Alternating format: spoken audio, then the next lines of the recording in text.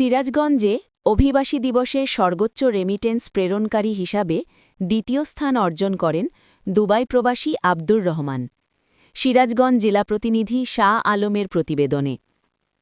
বৃহস্পতিবার ১৮ ডিসেম্বর ২০২৫ অনুষ্ঠিত হল আন্তর্জাতিক অভিবাসী দিবস ও জাতীয় প্রবাসী দিবস ২০২৫।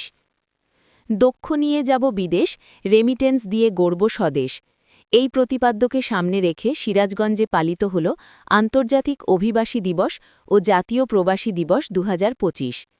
এই অনুষ্ঠানকে কেন্দ্র করে ব্র্যাক, আরডিআর, গাক সহ কয়েকটি এনজিও সংগঠনের নেতৃবৃন্দ এবং বিদেশগামী ব্যক্তিদের পদচারণায় মুখরিত ছিল সিরাজগঞ্জ জেলা প্রশাসকের কার্যালয়।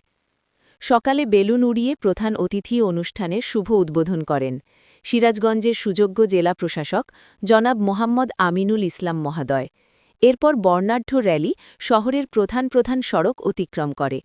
এরপর শহীদ কে শামসুদ্দিন সম্মেলন কক্ষে অনুষ্ঠিত হয় আলোচনা সভা। এ সময় বিভিন্ন ব্যক্তিগণ বক্তব্যে দালালদের খপ্পরে না পড়ার পরামর্শ দেন। সিরাজগঞ্জ জেলায় বেশ কয়েকটি ট্রেনিং সেন্টার আছে, যেমন সরকারি polytechnical, TTC office, marine technology institute. এসব অফিস থেকে ট্রেনিং নিয়ে বিদেশ যাওয়ার পরামর্শ দেন সম্মানিত অতিথিবৃন্দ।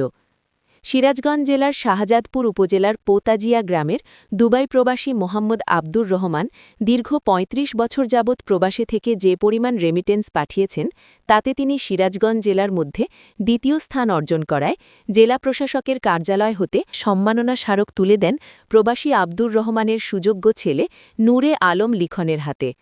এ সময় উপস্থিত ছিলেন অতিরিক্ত জেলা প্রশাসক সার্বিক জনাব গণপতি রায়, শাহাদাত হুসেইন প্রশাসক সিরাজগঞ্জ পৌরসভা, অ্যাডিশনাল এসপি মাহবুব সহ বিভিন্ন সরকারি বেসরকারি অফিস প্রধানগণ উপস্থিত ছিলেন।